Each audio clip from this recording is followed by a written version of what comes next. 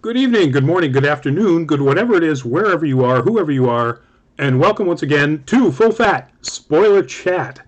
This week's edition of the chat, let me bring my mic down. My mic is really super hot again. All right, don't know what's going on here. This week's edition of the chat is all about Soul, in case you couldn't tell from the preview that was scrolling before. And the Disney Pixar movie that just dropped a few weeks ago, that is a jazz filled festival of interesting, deep thoughts. Maybe. We'll get into that later on. So, the usual warning is if you have not seen Soul, or if you don't mind spoilers about a movie that you haven't seen, please do not watch this particular episode. We bid you adieu. Have a nice night. We'll see you next week, assuming you've watched Star Trek Discovery. Anyway, I'm Rodney Brown. I'm the editor-in-chief of Nerd Caliber. I am first-person shooter on the Facebooks and Brilly_Adopter on the Twitters. And joining me tonight is we're going to go clockwise for me, which means we get the bright red background. Ashley, if you would. Bow down before the one you serve. You're going to get what you deserve. Hello, I am Ashley Lauren Rogers. I am from Brooklyn, New York. I'm a playwright, and I am a sometimes contributor, and I have a show that I'm directing coming up tomorrow night called Rossum's Universal Robots. Awesome. In the original check, yes? No. Oh, absolutely. It's going to be very bad because I do not speak Czech. I believe you're joking, so let's Yes. make sure. Okay. Just in case anybody wants to check it out. No Yes. pun intended. It will be good, I swear. All right. And live from the Hall of Justice, Manny, if you would. Hello, my name is Manny. I am the founder of Nerd Caliber. I do things. There you go. And he does them well. And live from the halls of oh God, I just forgot what the tag name for your city is. Hat City? It's not the Hat City. Anyway, Mill City. Mill City. Yes, It is hello. Byron, if you would. Hi guys, Byron McNeil, aka Byron D0, Caribbean writer, bunch of other stuff, and now YouTuber, as I've done my second consistent video in like a couple of weeks. I just do art videos and I rant about whatever's on my mind. It's a fun time. I've finally reached 10 minutes, so more in the future. Check it out. Awesome. RD0. And before we get to our last guest tonight, Miles, yes, Soul, and I'm seeing lots of emoticons, so I'm not sure if you're cool with that or not, but that is what we're talking about, the movie Soul. And I'll get to saying hi to everybody in just a second. And our very own cosplayer of Heisenberg Posehn, Greg, if you would. Is it because of the blue or because of the hat? Yes. Yes. Okay, cool. Hi everybody, Greg Snyder, aka Wonder Llama, photography, cosplay, nerd news. I see a few people on the chat so far from our usual Tuesday nights. It's my first time on the Full Fat Spoiler Chat and watched Soul. I think over the weekend that it came out, so Christmas break. So this will be my first time. I am looking forward to talking about an interesting movie. Alrighty. And we are welcoming those people. Miles, I've already said something to you, but hello, welcome. You were first. There's something missing in the first part of your name, so I'm just going to call you Uwu-chan. Welcome to the show. Waifu Pennywise, welcome back. And that's where we are so far.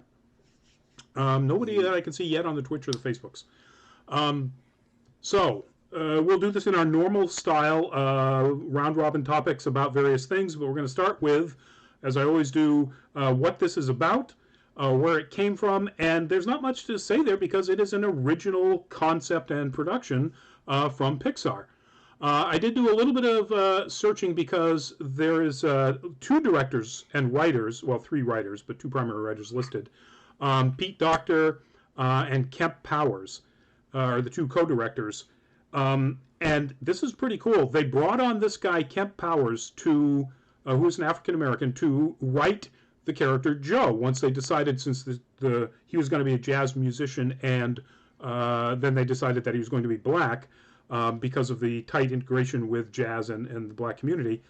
So they brought him on a 12-week contract By the time they were ready to start making this, he had full co-writing credit and was a co-director. So, yeah, this guy's. I think we've got things to look forward to for this guy. I mean, Pete Docter's made, amazing stuff already, so we know he's good. But that's it. It was actually created. The concept was developed by Pete Docter and the other writer Jones, Mike Jones, and that's it. I guess I don't know this. I guess this was like the natural progression of, when you've looked at, toys and cars and emotions, you go to souls. Where else do you go? So Well, what was we involved with Inside Out, so it is part of that natural progression, because that was very much about the internal emotional landscape. This is just the next philosophical progression, if you will. Yep. Sorry to interrupt. No, it's okay. Shadow, welcome to the show. Waifu says the CGI in this movie looks really realistic, like a human rather than something that is cartoonish. That's got to be a subject. Believe me, we'll get into that. But yeah, there are points when, particularly where they are in the streets of New York, where you think that what they've done is they have made a typical Disney, let's pretend this is real life background. It's that realistic looking. So it's amazing. But anyway, so what we usually do to start this off is we'll do a round robin on, what did you like about it? What didn't you like? What were the high points? What were the low points? And I don't think I'm going to be giving anything away when I don't think there's going to be a whole lot of what didn't you likes here. So we are going to go now counterclockwise. So that means we're starting with Greg. Hit the high points. What did you like? What didn't you like? The high points, what I liked. Animation was great. The Picasso-esque nature of all of the Jerrys, the Terrys, whatever, confusing them, was fantastic. Yeah, the animation was incredible. It's definitely, a little more experimental in areas than Pixar often is. I've been a musician my entire life. The soundtrack absolutely grabbed me. Jean-Baptiste was he should have writing credits on this, not just musical credits on this, because he did most of, not the score per se, but the songs, the guitar playing, all of Joe's piano playing is Jean-Baptiste. If you're not familiar with who he is, you may have seen him. He's the musical director on Stephen Colbert's show. Very, very well-known New Orleans musician, just ridiculously talented. And a very interesting guy as well. It was fun. It was creative. It was different. It was nice to see not a sequel. It was nice there was no Forky. Which, frankly, as soon as that happened, I turned off Toy Story 4. I couldn't take it. And I've been a huge fan since day one. What I didn't like, I'm sure we're going to touch on this, so if we are and you want me to move on, I will.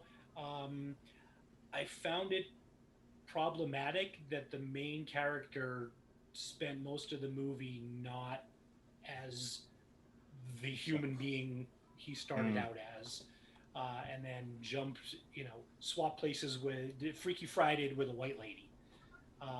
So I'm just going to drop it there because I'm sure that's going to be a big point. Beyond that, it was, I guess I would say there's nothing that jumps out that I didn't like so much. It was somehow a little less than the sum of its parts.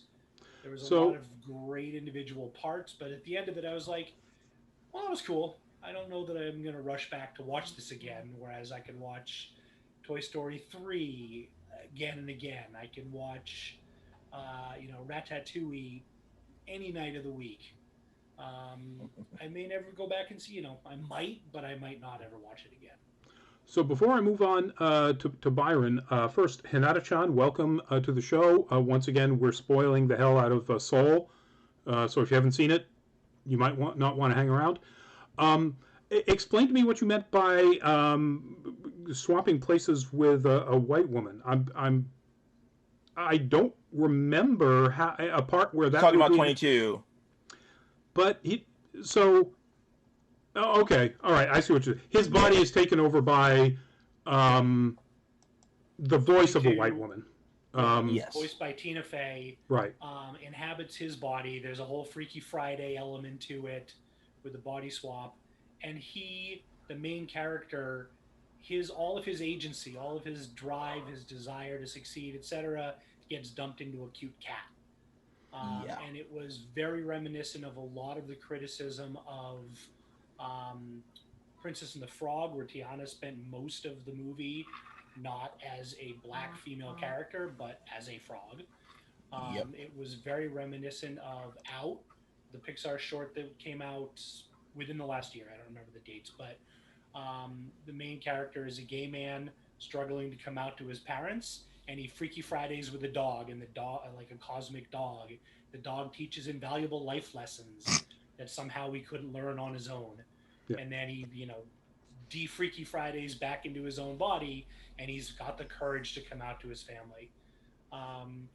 It feels like Disney does a disservice to characters that aren't white princess ladies sometimes by not letting them be the person they start out as. I mean, yes, there's a journey for all of these. Everyone starts here, you get here. That's the point of growth, challenge, overcoming, etc. But if you have to do it by being a cat through half of the movie, I don't know. Yeah. I found that a little peculiar and a little. It did a disservice to a character that had a lot of interesting flaws and a lot of interesting personality, and was trying to figure out how to become more than he started out as. Yeah, I'm gonna. So remember, we got a big crew here, so we're gonna move these along. Hinata-chan, you asked me, so I did. Hinata-chan basically sums up kind of my take on this too. 22 had no gender or race; they'd never been born, and the fact that that person was voiced by Tina Fey, But anyway, we'll get into that because I have thoughts about that too. Byron, same question: likes, dislikes. Okay, a lot of likes. I will definitely say I love the representation that was on display here. Huge, like a huge amount of people of color in the cast. Love the music, love the visuals, love the talent that was on display. It was not one thing that I point out is that I appreciate the fact that Jamie Foxx didn't have to rely so much on his talent as a singer for this role. Not at all. Yeah, it was. Yep. It was just he was allowed to act, which he's a phenomenal actor in his own right. As far as dislikes, I'm gonna go with Greg on this one. I want to save that part of the discussion for that part of the discussion. Okay, Manny. Same point, same question. I like the, I guess, pre-heaven or pre whatever. I thought the graphics for that was great. I love it was such a out of a box, at least for me, thinking of how to design and create this universe of how people are born and where they go to die. I thought that was really amazing. I love how that was put together. Music's great. Anyone that knows me knows that I'm not a fan of jazz. Rodney knows this, but sad. I have to admit, but I have to admit the parts, So especially with the piano, his piano playing. Even I got lost. I was like, wow, this is good. I was very happy that really grabbed me. One of us. Although I will say jazz and hip hop together is amazing. Jasmine Taz Volume 1 with Guru is amazing, but I'm digressing. Those were great. Most of the characters were spectacular. There was none of them that I disliked. Even the accountant, who was sort of the bad guys, was great. All that was fine. The only thing, well, besides the points that my friends have expressed as well to add to that. The parts where they switched between him and I don't know, some parts of it I just found it dull. Although it's weird, it's like part of me was like, I'm intrigued how they got New York City. I when they were in New York City, I felt I felt like I was in the city too. The crowds they got right. Yeah, the line where they say, "Don't stand still." No one likes it when you stand still.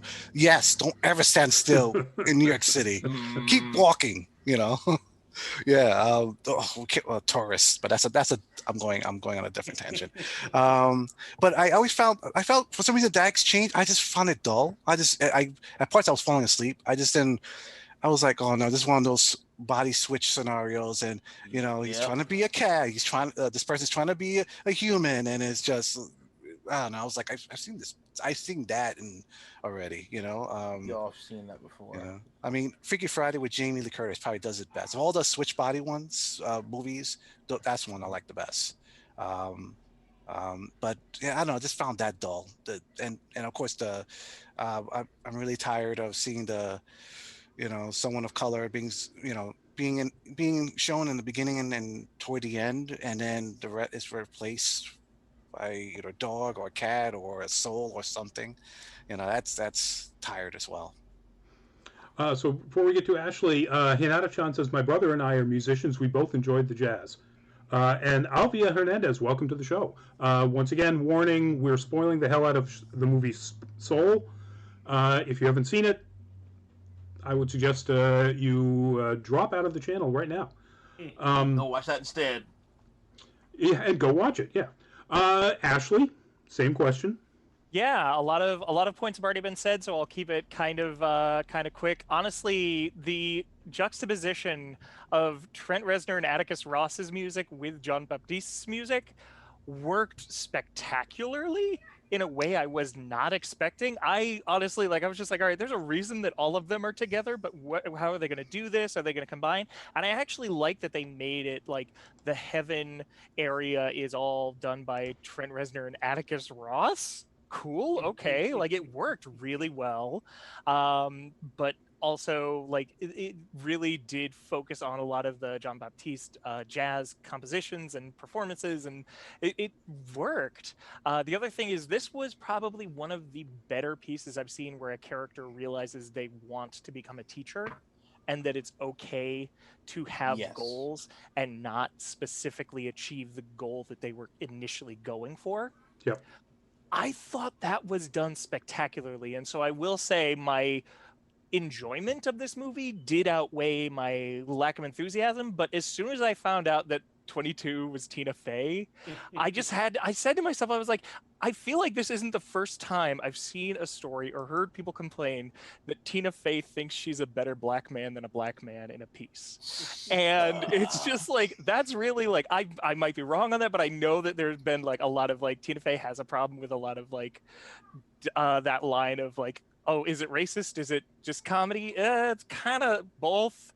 So it was a little rough to have her be in the have her voice be in the body of a character who is a black man, and then win at his life, and be better at talking out the barbershop, and be better at talking to being straight with his mom. And it's just I don't know, that just, it sat really poorly with me. Everything else I really loved. Cool. Hinata-chan, I like how the Jerrys and Terrys look like living Picasso paintings. Beautiful concept. Terrys and terrors, I like that. Yes. Yeah, well, yeah. Typo. Yeah, Jerry's and Terrors. That's not too inaccurate. I do see that band. Yeah, oh, yes. All right. So, same thing as everybody. I think the voice cast needs to be called out even more. I had no idea that Tina Fey had any sort of problematic stuff in her background, but I'll have to go look into that. I thought she was fantastic. Jamie Foxx is generally known as a kind of a tough guy as an actor. He does a lot of characters with attitude. He nailed this sort of very tired with life, tired with his not success in life, but overly focused character perfectly. I thought he was. I thought it was one of the best performances Jamie Foxx has ever done. The Jerrys and Terrys, Alice Braga and Richard Ayoade as the two main ones. Oh God, they're so funny. I love Richard Ayoade so much. I'll Just show up for let him do Richard anything. Ayoade is in. But I love him. had to look this one up. So Terry is a New Zealand actress named Rachel House, who, if you are a fan of the MCU, played Topaz, Goldblum's bodyguard in Ragnarok. That fire plug, that's Rachel House, and apparently she's hilariously funny as an actress. And then Terry was spot on. Questlove as the drummer Curly. Yes. Donnell Rawlings as Dez. When you're talking about that, when you're talking about the Gardeners, Joe's transition into awareness that sometimes what you're handed turns out to be pretty damn good. Dez's speech about that nails it, and Donnell Rawlings was perfect in that. Just so many, Angela Bassett as Dorothea. Yes. It just and Felicia Rashad as Joe's mom, as Libba. Oh, absolutely. What a cast. And maybe Daveed Diggs is in there too. Yeah, as Paul, the sort of negative Nancy in the barbershop. Yep. I'm like, okay, he's a Broadway champion, but okay. And even small characters that you don't see much of. Wes Studi was in it. Once I saw this, I was trying to figure out which Jerry Wes Studi was, and I couldn't. He's got a pretty recognizable voice. Right, he does, and I didn't. It's like, okay, but they didn't cut it because he's credited. So anyway, I resisted the temptation that I often have when I'm watching something I haven't seen to pull out my phone and look at the IMDb stuff while the movie is on. So I looked after. I didn't. You're not alone with that. Yeah, I had the IMDb listing up while the movie was playing on my other dual monitor. Can we get them to sponsor us? What's that? Please. Can we get IMDb to sponsor us? They really should, with all this. We'll be happy to talk up their stats all the time. We do anyway. Hinata-chan, Felicia Rashad, Chef's Kiss. Agreed, 100%. Yes. So, other things I really liked about it, again, the music. So I am a jazz fan. I'm a crazy, crazy big jazz fan. And Manny, if you liked this and you want to maybe think about exploring something where the piano is really forefront, and Thelonious Monk. Just find any of the tracks on Thelonious Monk's greatest hits and just give one or two of them a listen. See what you think. Buddy, can I jump in with something? Sure. Okay. So, piggybacking on that, and also piggybacking on what Manny was saying about the scenes from New York, especially the opening sequence, had such. It was so reminiscent of Fantasia 2000. The Rhapsody in Blue. Oh yes, that one of my favorite pieces from that. I felt it right there. It was, it struck me as a bit of an homage without trying to be too deliberate about it, and that's one of my absolute all-time favorite pieces of music. It's one of my favorite animations, and just that little shout out to the House of Mouse. Yep. That roped me in a big way. Yeah, and I got John Baptiste is amazing. It's his, and I looked this up because I figured it kind of had to do it. They did rotoscope or motion cap his finger playing for Joe. Oh, cool. Hold on a sec. I got to hide a message for somebody who's calling us really stupid. Not that that's inaccurate, but it doesn't need to be in there. Anyway, Say no. Just say no. Now, there is not much I disliked about it. I agree with Manny that and pretty much everybody else, that the body swap trope was kind of cheesy. And in fact, when you see that, when it happens, and Joe opens his eyes, and I was like, he's going to open his eyes and look at his own face. I know it, and it's like, damn it, yes. Now, given that, I think they played it as well as they probably could have, with the understanding of the problematic racial stuff being there. And I got to say, I'm going to put on my clearly visible white redneck skin and say, honestly, I didn't see that as much of a problem as others, because I didn't view 22 as a woman, even though it had Tina Fey's voice. I went along with the story bit, which is that 22 was just a soul that had never been born. And I think that something like that, whether it was a white-sounding entity in a black man's body, clearly had to happen for both of them to get the realization of where they needed to go. And I think presenting that realization, like Ashley said, was pretty well done. But I'm also, as the resident white redneck guy, not the one to say, oh, that's wrong.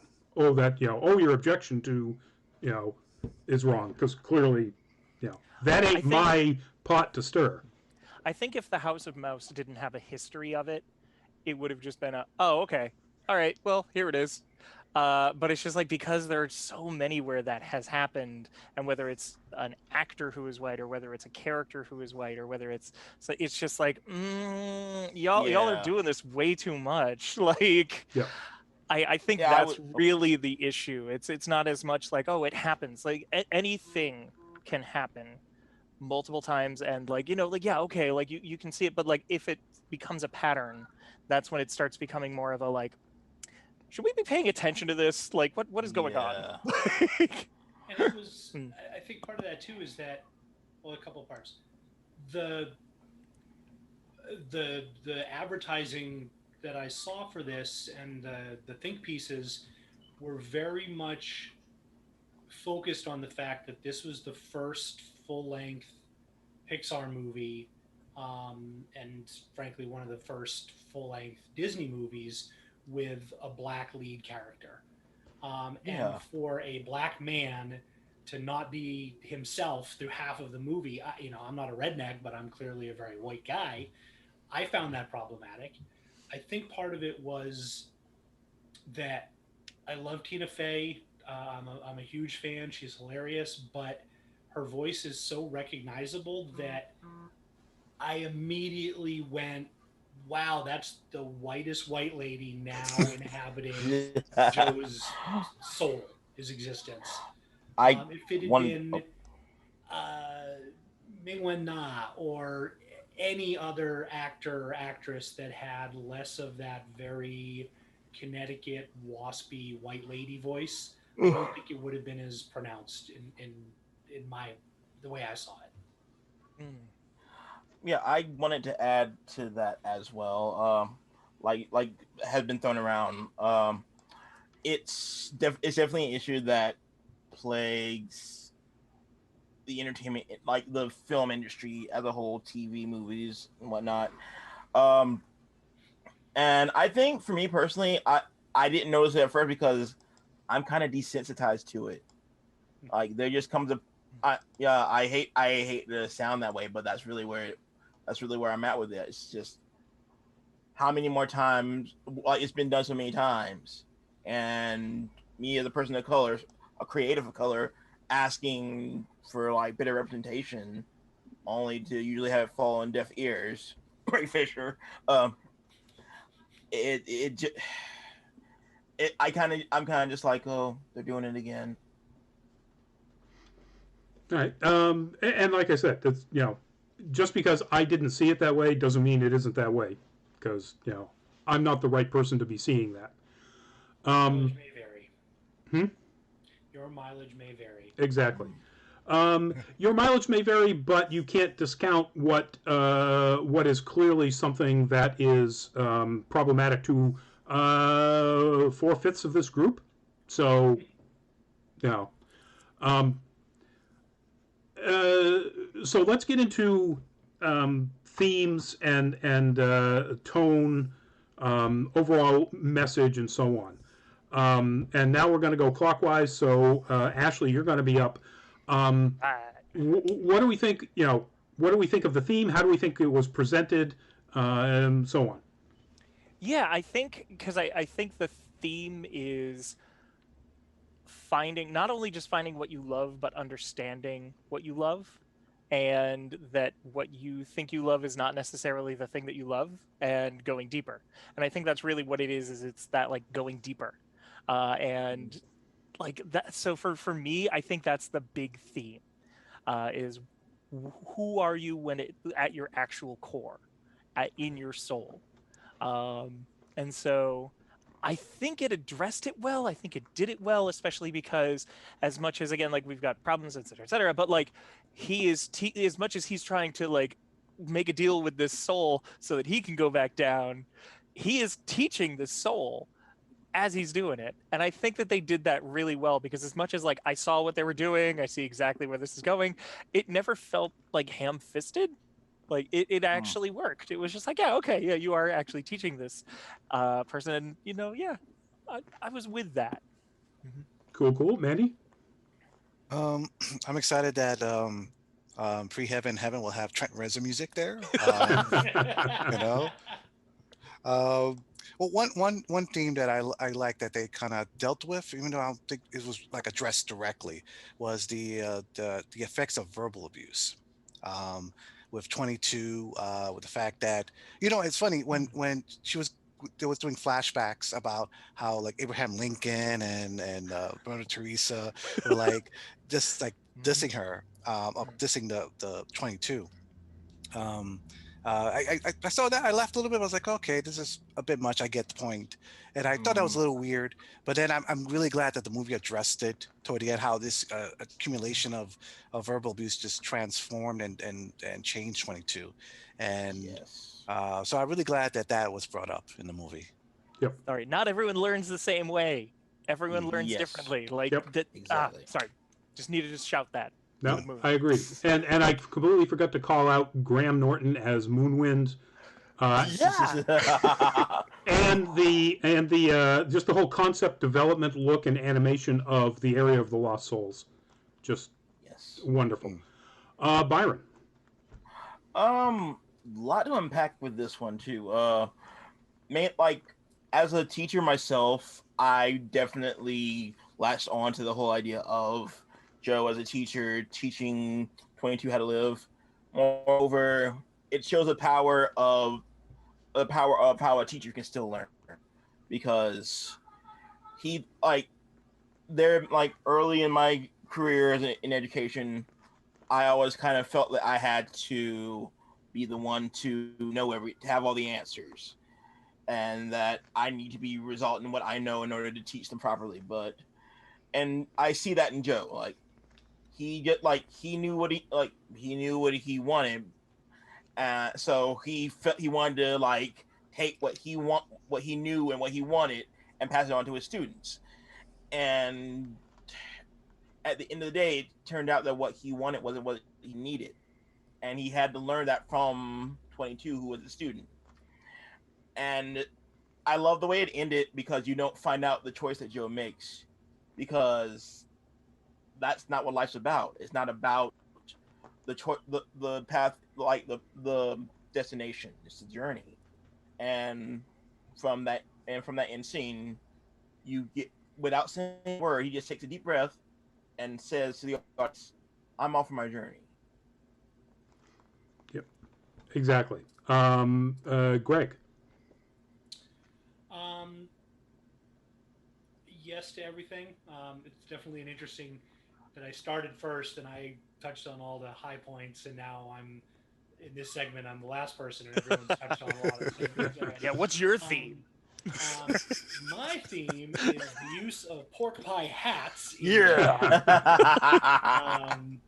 So, two takeaways for me on that sort of thing. Number one, the fact that Pixar is mature enough in both senses of the word that they can do something that superficially is about a music teacher, but it's about the nature of your animus, your soul, whatever whatever word from whatever religious or spiritual background you want to apply to it,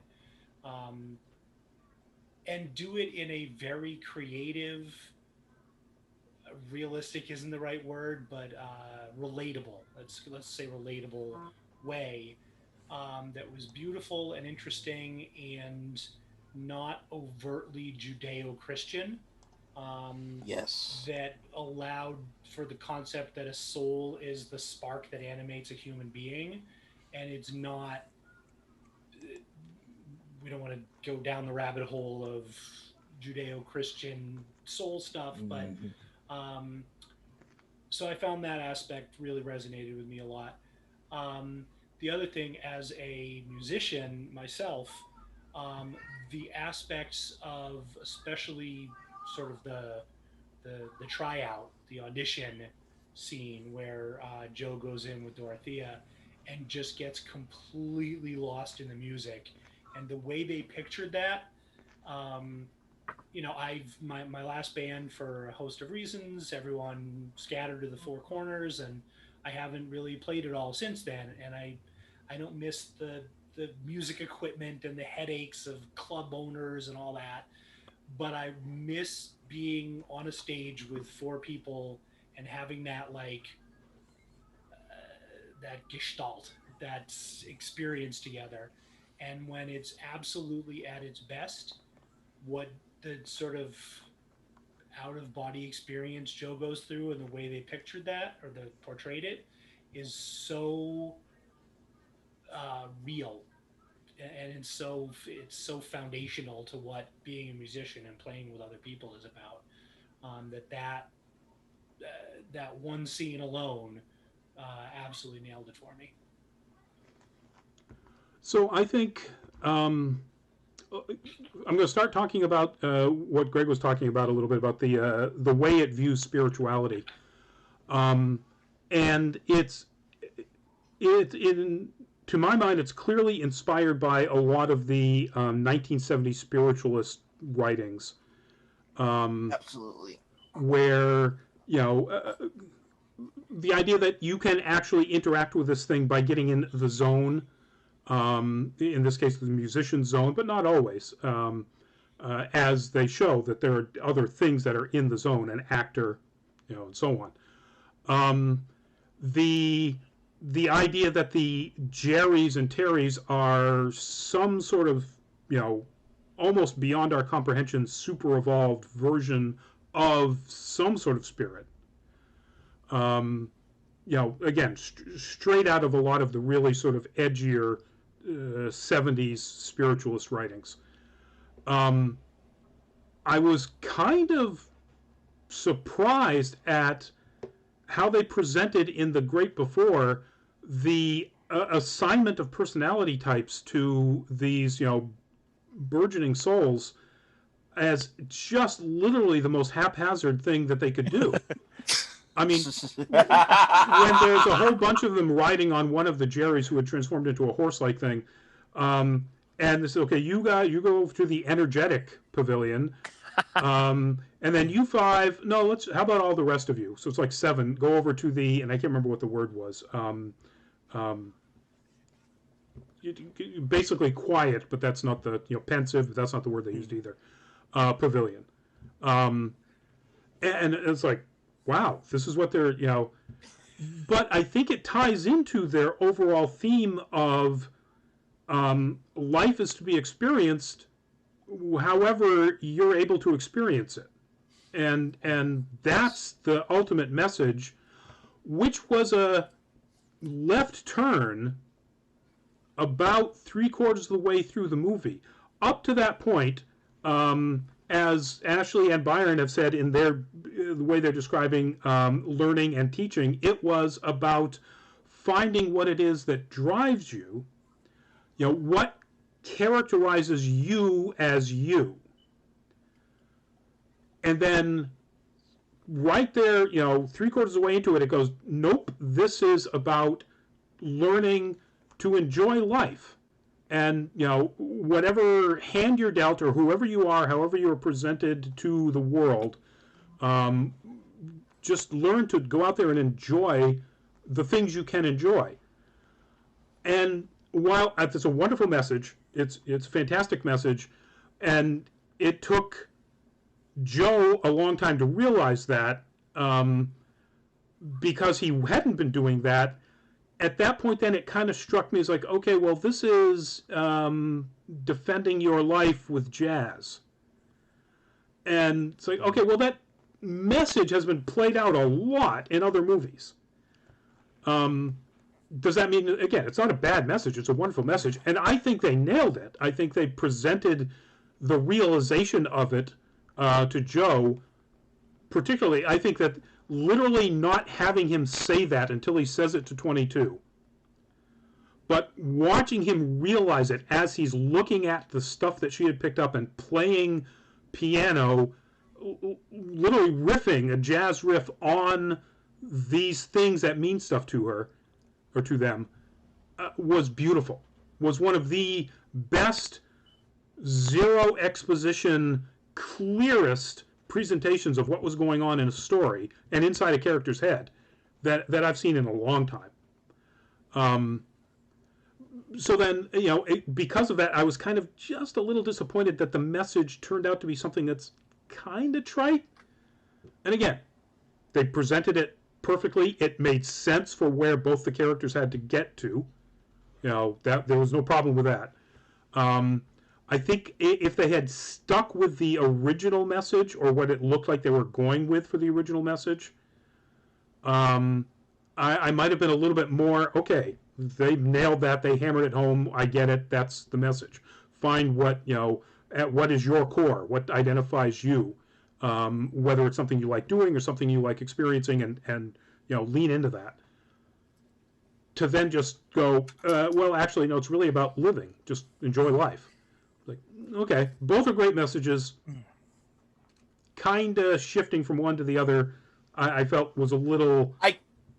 Go ahead. I was gonna say, I honestly feel like that was kind of organic, because since the message ultimately is about living life, your priorities can shift out of nowhere. True, and again, like I said, Des presents that beautifully. Yeah. Yeah, I think it feels very much like life for that to be a curveball, because it was there the whole time, but at the exact same time, it's like, okay, yeah, you have to have a, like, hey, sometimes it's about having that goal, sometimes it's about finding that goal, getting there, get that, do the thing, but sometimes it's like, nah, just exist. And as much as that's a real deflation of a plot, yeah, that's life. I'm kind of with that. It's one of the very few, like, I would tell a screenwriting student, don't ever do that, because that is so pretentious. But you know what? They did it. They did it well. Yeah, I agree. They made it work. That good. It's like, you know what? They did it. Yeah, no question, they made it work. And again, my only complaint really isn't so much about the pivot; it's that they pivoted to a fairly trite, I don't want to call it a Hallmark card statement, but it's because again, they did it beautifully. It's bordering on it, though. I agree that, I take that all with a grain of salt. It's a Pixar movie. Yeah. Okay. There was some Kierkegaard, there was some Sartre elements to the whole sort of afterlife, etc., existentialism. But at the end of the day, it's a Pixar movie. There's going to be a happy ending. That Buzz and everybody and Woody aren't going into the incinerator. It's still Pixar. So you had a friend on fire. Taken through the through that foreknowledge that it's a Pixar movie, and even when they break the formula, they still have to use the formula. I didn't have I agree with you completely, Rodney, but I didn't have a huge problem with it, because I anticipated that was what was going to happen. I will also throw out. I feel like this is the only Pixar movie I've seen. Maybe Cars, but like one of the only Pixar movies I've seen where I haven't cried, and it's just like, oh, like I mean, I felt Yeah. feelings. Mhm. It's not that I was like closed off the entire time, but at the same time, like, yeah, this is like one of the few that I didn't like just have a good cry at, and that's surprising. Fair. Yeah, and I've read a lot of people who have seen it, and they say, "Oh, I just saw Soul. I cried my eyes out," and like, Oh, and so I wasn't ready for it, and yeah, same here. I went, "Oh, well, that was, you know, That's that nice. that hit my heart. Yeah. Didn't hit my tear So glands." it's true. I think some of that, at least for me, was that the stuff that could have, maybe should have been more emotional, sort of the afterlifey stuff, was very wispy and ephemeral and didn't connect on a humanistic level, on a Pardon. visceral level. Mm. I enjoyed it. It was neat, but it didn't. I mean, I'll go back to Ratatouille. The one scene in that movie where Anton Ego tries the Ratatouille and it snaps back to when he's a little kid. He falls off his bike. His mom tut-tuts and gives him a nice meal.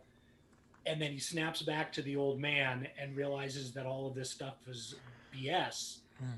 That one little borderline throwaway scene had more emotion in it for me than all of this movie put together. Very different. Obviously, it's comparing apples and airplanes, but yeah.